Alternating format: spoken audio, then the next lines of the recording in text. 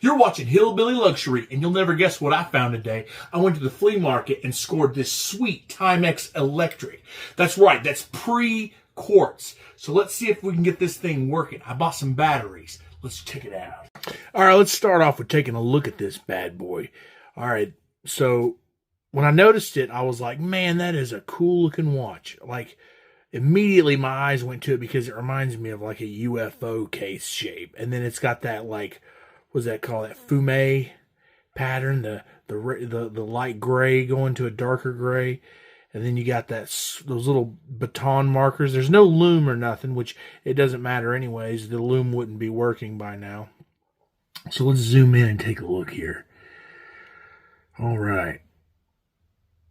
So yeah, Dynabeat. Dyna, won't you blow your horn? That's a badass watch. Let's see if the movement actually turns. There we go. Crown's a little stiff. All right. Feels pretty smooth. Looks like everything's doing as it should. Let's see if the date will roll over. And we're going to have to keep going to get there. So, the bottom line is this watch was great for the price. I mean, I'm sure it's a mechanical quartz. So, it's nothing, too crazy. So, I'm sure I could send it off to someone and they could probably repair it if I can't get it running myself. But yeah, I thought it was a great piece. It's a good size. It's not too small. There goes the date. Looks like she's rolling over. And there we go. It clicked over at 3 in the morning. So yeah, date works. So let's take a look at this case back here. So we got a lot of funk on there. This thing is pretty grody. So water resistant. So it's not a gold plated or anything. It's just it's gold plated, but it's not capped, or gold filled. I wish it was. He had some other watches I should have picked up, but I was in a hurry. Everybody was leaving. I didn't, and this was the one that caught my eye the most. And he said $20, and it was mine. And I was like, well, I could do something with that. Because here it is. Let me zoom back out here real quick. Here it is next to my G-Shock, and you can see it's not a small piece. A lot of these vintage pieces are really small. So, and I have a big wrist, so I really don't want to wear them. So even though I'm tempted to purchase them, I'll just end up buying them and just sitting them in a drawer because they're never going to get worn. So let's pull out this kit here that I got off of Amazon. Let's show the kit real quick. So it comes with all this crap. I can't remember how much it was, but it was cheap. It's well worth it for the stuff you get. Let's see here. We got this tool right here. This should pop that back off. And put the crown on this side. And then tighten it up.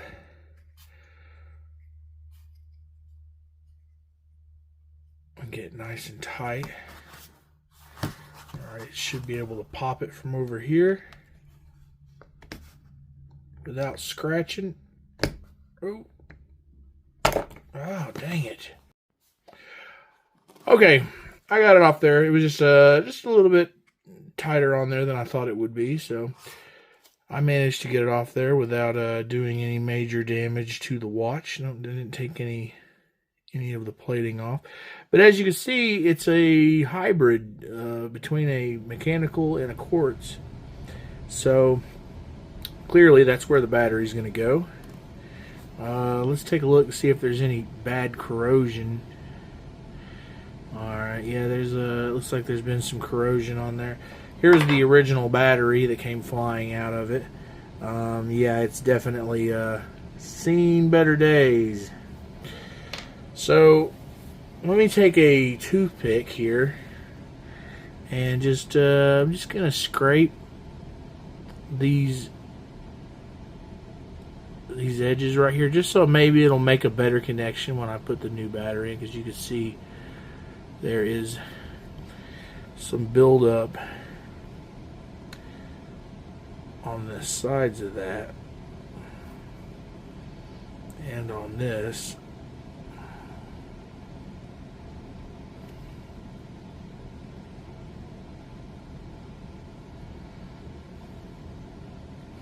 well, if my phone would focus here.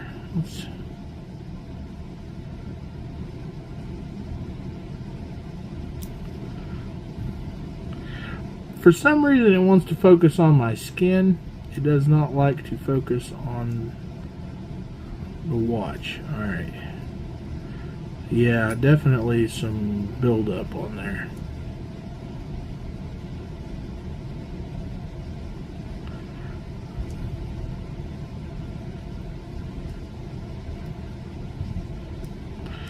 Alright, should be able to knock that out of there. Give it a good puff of air.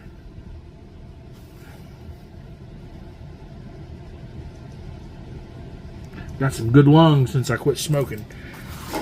Alright. Now, let's see about the batteries. Alright, I got these here Duracell. This is what they said online that would be a direct replacement to this WS14 is what this other battery says. So let's see. What is this? Scissors. It requires scissors. What madness! Alright, we got some scissors.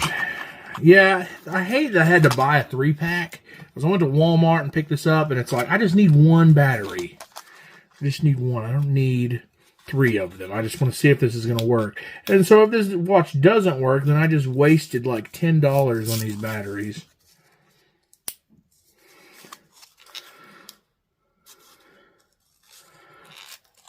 Alright, I'm going to cut. Okay, getting that battery out was almost as difficult as getting the watch open.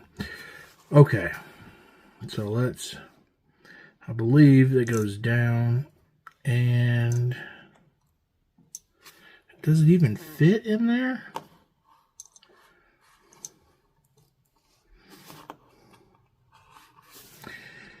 It looks to be the same size.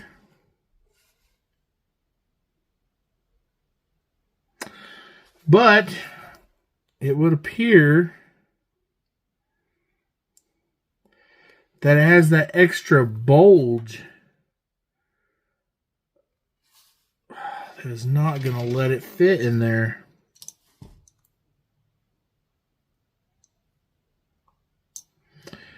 It might, I don't know. It's definitely not doing anything. Let's try putting the case back on it.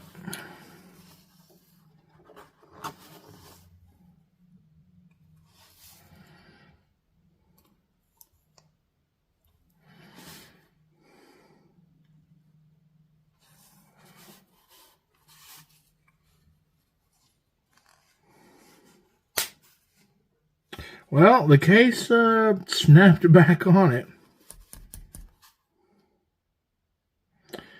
And I read online, somebody said, shake it.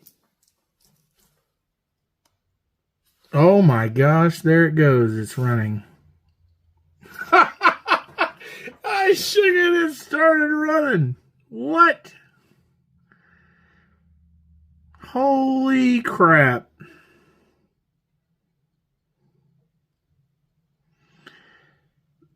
Well,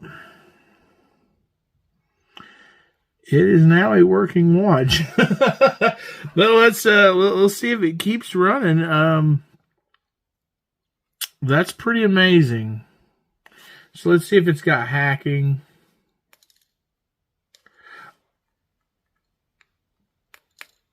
Oh, I heard it. It makes a noise. Listen. Oh, that's cool. Whenever you hack it, I could feel it. You know, I don't really feel it, but I mean, I could hear it making a noise when it hacks. That is crazy. And it's almost, it's like, you know, kind of like a light vibration, but it's almost like it's like it's spring-loaded like. I don't know, it's hard to describe it. But yeah, it's working good. That's awesome. Got a nasty scratch here. So let me clean it up, and then we'll take another look at it. All right, I gave it a good cleaning. You know, wiped it down with a wet wipe, and got around the edges pretty good. Still a little bit of discoloration, it looks like. You know, nothing too bad though. I like it. It's got a age to it. You know, it's this thing is. They say there's a code at the bottom. It should tell you what year it was manufactured. So I don't know. Maybe it was on the inside. But from what I understand, this is pre-quartz. So this is these only existed for a short period of time before the quartz watch came out and became, you know, a full, like, you know, with the quartz crystal and all that good stuff. So these are pretty cool because it's almost like a mechanical, you know, movement. But I mean, you can see it. It's not really much of a tick, but it is a tick. So, but it's a kind of a smoother tick. So I'm extremely excited about this watch. So I'm gonna order some straps order a strap for it, and then definitely I'll be wearing this bad boy. Let's see how we'll take this off the Casio here, and we're gonna put this on my wrist and see, just to get an idea. You know what I mean? Yeah, that's a cool size. Let me pull out the calipers here and see. All right, so I got a 36.40 here, and that was so that's basically Datejust territory here. You know what I'm saying?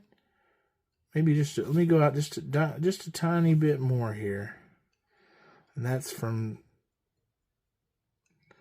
yeah. So we're looking at 37. So where I'm seeing it the best is right here. It's showing 37.16. So yeah, I would say 37 is a great size for a dress watch. And you got this awesome acrylic crystal that's original, and just needs to be. I'll get a Cape Cod cloth and just buff it. You know, get all these like fine scratches out of it, and then this thing's gonna be amazing. So I'll definitely do an update on it to see how well it holds time. I'll tell you guys, and then I'll report back to you in another one of my videos. So what you're going to want to do is you're going to want to like this video and subscribe, and hit that bell notification so you know when I post other videos of watch reviews. I've still got some other watches to check out. So, but anyways, I'm going to get off here. Thanks for checking it out.